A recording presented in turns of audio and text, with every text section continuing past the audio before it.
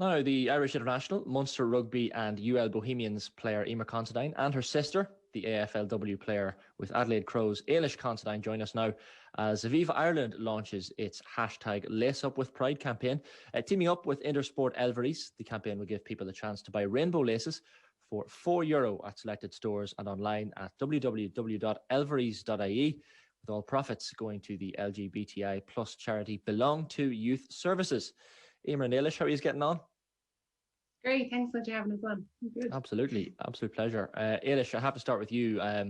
This concussion in Sydney back in February, I know it was quite a scary moment, I'm sure, for yourself and for your family as well. And you know, just a few weeks after Breach Stack had a horrific injury, your own teammate. But what are your memories of that day now back in February? And I guess more importantly, how are you now? Yeah, now I'm good, thank God. No side effects from the injury, thank God. I've been fortunate enough not to have had any concussions in sport before, so it was probably my first major one. To be honest, when people ask me about it, I'm like, I actually don't remember very much of the incident itself. So it happened from looking back at the footage and stuff, because obviously people were telling me that it was quite a hard hit and stuff, but I literally was on the field for about 30 seconds in the third quarter and just got the ball, was running straight for goal, and that's all I can actually remember from the day. And I think I was knocked out, and I don't remember walking off the field. I don't remember getting checked with a doctor. I don't remember getting back to the sideline. But I was awake. Like, I walked off the field, like I was actually talking to the coaches and to the physios and asking them questions and asking them, can I go back on now? This is what they were telling me after the incident. And then I remember just sitting on the sideline and on the bench, and I remember just kind of coming back, that like I was back, I could see, and this is the first memory that I have, and I had no idea where I was. I had no idea what I was doing there, and I was like trying to figure out where I was by looking at the sponsors on the ground. And I remember just looking up and seeing that I was in gear. So I was like, okay, I'm playing AFL, I'm in Sydney. I don't remember what I did this morning. I don't remember how I got here. I don't remember anything. And this was probably about 45 minutes later since the incident itself. So like, it was pretty scary not actually remembering what I did that day. And I actively tried to force myself to remember what I was doing and where I was. And it wasn't until I got to the airport, because we flew back that same night, that I started to piece together the morning of that day and before the game, before the incident. But there's a 45-minute gap where I have no idea what I did, what I said, how I managed to get to the sideline. Someone asked me, did I get checked with a doctor? I was like, nope, didn't get a test, didn't get checked with a doctor. I clearly did. I got a concussion test by the team doctors straight off the field, but I don't remember a single thing from it. So it's a pretty scary experience looking back on it. Yeah, terrifying. And like, am I right in saying you had a freak accident not long before that involving was it a German Shepherd? Yeah, it was actually after. So I had the concussion and then eventually got back into training 2 weeks later, and then had a solid week training, and then ended up getting bitten by a dog at a random oval where I've ran plenty of times.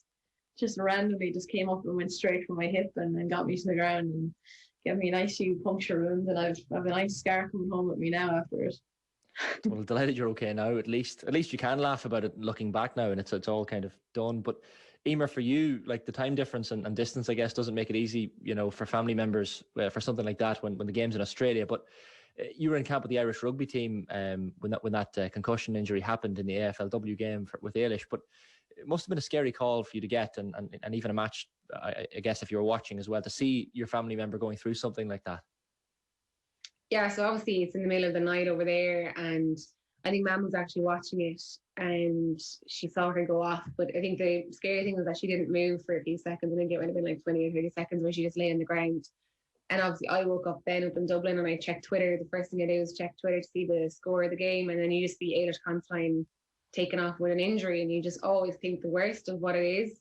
And luckily there's a really good app that you actually can watch back the games with. So I knew she got injured in the third quarter, so I went straight to the game, watched it, and then I saw her concussion, or saw her just hit, and it was just like, it was completely, like, I know the girl ended up getting a 1-match ban for it, but it was completely like unintentional, just a tackle, clumsy tackle, and the way she fell on her as well, it just had the dual impact of both players landing on her head. But it is scary, and I suppose it's so prevalent in our sport. There's so much talk around concussion in rugby, and it probably wouldn't have been a main talking point in Gaelic, in like football, because even though I actually probably have had more concussions playing Gaelic football, there isn't the protocol around it. There isn't the talk around it. Obviously, the lads in the media, like the Welsh guys and Steve Thompson, like that's scary. The fact that they're so young and they have all these like early onset dementia and these neurological diseases as a result of the impacts that they got throughout their rugby careers. And it is always at the back of your mind, especially for Mam. You know, she's looking at us, and I think with concussion, it's not visible, and that's the hard thing. Is, you know, you don't have cuts and bruises. It's just, you know, in your head, and you just don't feel right, and it's hard to explain until you actually get one of those head knocks. Yeah, it's terrifying. And like we all know in rugby, there are those big hits, and Ailish as well for you in the AFLW. I mean, you've had 3 seasons now, I guess, to kind of bed in, but you know, those skills from GEA are certainly transferable in many ways. But are you at the point now where, you know, the Aussie rules skills are for you second nature, or is it a case of always picking up little bits here and there? Still, you were famously Ireland's first ever AFLW champion a couple of years ago in 2019, but are you still at the point where you're picking up little tricks of the trade even 3 years in? Yeah, like still a little bit. A lot of the major skills are coming pretty second nature at this stage, because I've worked so hard to get them right and not have to think about them. But like, you're always going to pick up new things in games, see players do things that I wouldn't have seen before, and try and replicate what they do. And I think, yeah, for the majority of the skills, I've pretty much picked them up at this stage. But like you're always learning. Every single game that you play, you always learn. But I think the major thing that that I have to try and pick up and master is just the gameplay and the style of play that they play, because it's completely different to Gaelic football. They play the game very, very differently. So for me, it's just trying to master that side of things, the gameplay, the knowledge around it, the structures. So that's probably the biggest challenge for me at the moment is, you know, trying to get my head around all of that and get that right on the day and be in the right positions at the right time. And talk about getting your head around things. I'm struggling to get my head around the fact, Eimear, that you only took up rugby in 2015, and like to see what you're doing now with the Irish team and with Munster is quite incredible. But is it similar to Ailish in that, you know, when you took up the sport of rugby, I know you had the background in camogie and Gaelic football as well with Clare, but was it difficult for you to bed into this new sport when you took it up 6 years ago, or was it just natural? No, it was hard. It was again, similarly, it was the game understanding. Obviously, like no matter how long you're playing rugby or following rugby, the laws are always changing, and the ruck especially is always, you know, the contact element of the game is always, you know, evolving. And that was one thing that was really difficult at the start, was just understanding the game. But yeah, I suppose you're like I've said it before, like you're almost like a ready-made athlete coming from GA, and it was just, I was so good at football and camogie easily, and I was, you know, confident in what I did, I was confident in my decisions, and I was confident in the team environment. But it was like flipping a switch and being the complete opposite person in rugby. Like I had no confidence, I had no idea of the games. I went from being the top of my game to the bottom of this game, and I think psychologically it was really difficult because you're just learning all the time. You're trying to take in so much information, and obviously I was grateful that I got to learn everything at the top with the top coaches in the RFU. And I got taught everything the way they wanted me to learn in relation. Like I didn't pick up bad habits because I literally got taught from the top coaches. Like I have plenty of bad habits, but you know, they did their best to try and teach me. But I think it was a psychological part of things that I was just learning all the time, trying to take it in, trying to take copious amounts of knowledge at such huge pace because I had so little time to learn a game.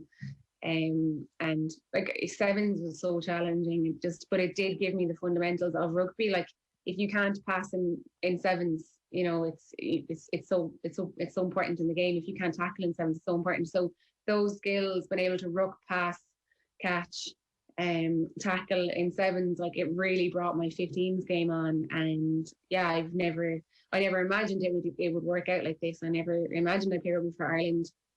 Didn't even know what sevens was before I played rugby, and I definitely didn't think I'd be like sitting here how many years later still playing rugby and playing 15s rugby. I had read somewhere that your older brother Keith had bought you, before you ever took up rugby, bought you a Rugby for Dummies book. Is that right? It was actually the first. So I think I took up rugby in like October 2015, and then I was just doing like trainings like twice a week, and then for Christmas that year Keith got me the Rugby for Dummies book, and like I genuinely read it. Like, and Mum actually took it out the other day because she was clearing out, and she's like, "I left the Rugby for Dummies book on your table." But like, yeah, he actually did. Like, I genuinely, like, the funniest story I ever tell, and I just cringe thinking back at it, but when I went to my first ever tournament was over in San Diego, playing against like USA, Canada, like mental that I went over there, never been playing a game before. And Anthony Eddie told me to go 9. And I was like, no, actually, I don't think it was that game. I think it might have been like one of the training sessions early on. He said, go 9. I could not comprehend how I could play 9 when there was 7 players on the field. Like, I could not comprehend it. And like, to me now, as a rugby analyst and like someone who works on TGCAR and like doing analysis, like, it's actually bizarre how I didn't know that 9 was from half. But to me, as someone who genuinely like had no idea of rugby, and that just sums up how little I knew about the game. When he said go 9, I was like, but there's only 7 players on the field. And that's how naive and how clueless I was about the game. Well, look, you've come a long way since then, Eimear, to be fair. we'll let you off with that one. I just wanted to talk to you guys as well briefly, I guess, about burnout. And it's something that kind of comes up quite often. And I know even for yourselves, Eimear, the Rugby World Cup, Women's Rugby World Cup has been postponed until next year, but it's kind of been stretched in terms of days to give it a bit more time to breathe, I suppose, in the calendar. But, you know, I guess the importance of finding time for yourself and the important people in your lives, you know, you both, you know, between, I guess, work and you know, friends and family and all that sort of thing, it can be difficult at times to find the time. And I know a lot of sports people in Ireland and across the world, that word burnout is so crucial for them. I guess for either of you, what ways and methods would you say burnout has been something that you've been able to get over as your careers have progressed? Yeah, I think it is definitely something that I find myself every so often just having to have a chat with myself, or having a chat with Dean and going, you know, this opportunity has come up, and it's like, God, do I have time for this? And when you actually sit down and plan it out, and you just have to learn to say no to some things, I think. You know, it's great to be pulled left, right and centre and wanted to do this and that, but so you just have to weigh it up and think, you know, do I have time for this? And what I would have done in the past was try to people please and try and say yes to everything and you know, be everywhere at a certain time. And I think you just have to learn to say no to some things and just value the time that you have as your time. Like, it's okay not to have like a full schedule or try and fill every weekend or every evening. So I've learned through, like, obviously through failing at that before. And when I was in the 7s, it was really difficult with work, training, and it was just constant. And I wasn't enjoying anything that I was doing. So I think when it comes to the point where you're not enjoying something, you have to take a look at it and be like, well, why am I enjoying it? And is it because everything else is too busy, or because, you know, your time is your time? And at the end of the day, like, rugby it's not my job, it's my hobby, and it should be enjoyable. And until it doesn't get while it's still enjoyable, I'll play as long as I can, as long as I'm able. But I think I've learned that through, you know, being under pressure and having elements of burnout in the past. Absolutely. It's so important for you know, players to mind their mental health and stuff over, you know, I guess as a priority over training and matches as well, as you say. For you then, Ailish, I mean, someone who is clearly important in both of your lives and your careers and your sport is your mum, Kay. And I know, like, we spoke about the distance between Oz and Ireland at the start, but I'm sure she's unbelievably proud of what you both achieved. And look, I know you guys had to both go through the tragic loss of your dad years ago, but how much does it mean to you to see your mum's pride in what you've achieved? And look, she's, I'm sure, a hugely important figure in both of your lives. Yeah, like, she is, and she's not great at hiding how proud she is. So she does let us know. And everyone else from time to time. So, and no, in fairness, like, we wouldn't be where we are today without her. Like, she has been our rock in terms of, you know, everything that we've gone through in our life. And like, we wouldn't be where we are today in our sporting career without her, because I think she travelled every road in Ireland bringing us to either trainings or games, or even 2 or 3 training sessions in the one day between under 14, 16 minors, Clare, Kilmaley, Kilmahill, between them all. I don't know how she kept on the road, and how she had so much time to pass with us. So she really sacrificed so much for us, and I guess I'm just grateful that we do make her proud, and it's, you know, hopefully we are making her proud and give back a little bit for what she did sacrifice for us as kids and teenagers. So you know, you got any more to say on her?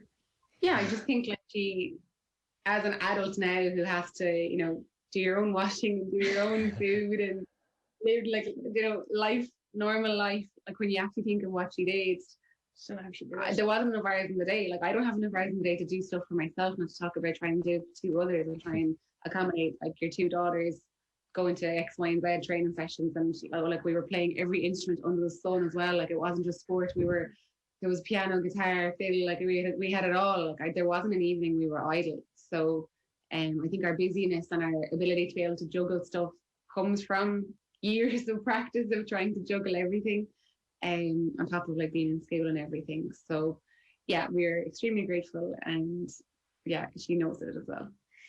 Absolutely, I'm sure she does. Just to finish up, guys, like what's next for you both? I know Ailish, you've got you're killing it out in Oz there at the moment. So what's in the pipeline for you for the coming months and years? Like, is the plan to stay out in Oz? Is it to come home and play some more club at some stage, or what do you have in your head at the moment? Yeah, for the moment, while I'm fit and able and able to continue, and while they keep re-signing me, I'm going to keep going out to Australia and play for as long as possible. I feel like because I've taken it up so late, like only in the last 3 years, that I wouldn't feel right about giving it up now at this stage. Like I'm in it for the long haul. I really want to go and actually properly give it a go and play for the next couple of years while I'm still able. So if the opportunity allows me to do that, that's something that I will definitely pursue. But I'm never ruling out the fact of coming back playing Gaelic football at some stage. That's obviously in the pipeline, probably a good bit in the future right now. But yeah, for now and for the next couple of years, the plan is to continue playing Australian rules football out in Australia and enjoy the sunshine. Exactly, enjoy the sunshine. And like for you, Eimear, I know it's impossible to have any sympathy for a teacher heading into the summer months. I know you're a PE and Irish teacher. You've got the next few months to unwind and do absolutely nothing, I'm sure. Well, I'm actually getting married in July, so that's kind of at the moment. That's why she came home. Well, congratulations. That's something to look forward to. Yeah, great. Like I'm obviously really delighted, and obviously we're going to have 50 people at it now, so that's really relieving, to be honest. But we're back in season again in 2 weeks' time, so we had a lovely off season there, well needed after kind of a mad year of just constantly training, and then we'll be back in full steam ahead for the World Cup qualifiers in September. So really exciting that we have that opportunity. The World Cup has been on our horizon since we didn't qualify in 2017. So we are hopefully going to get to play those games, and hopefully we'll know by September if we have qualified for New Zealand or not.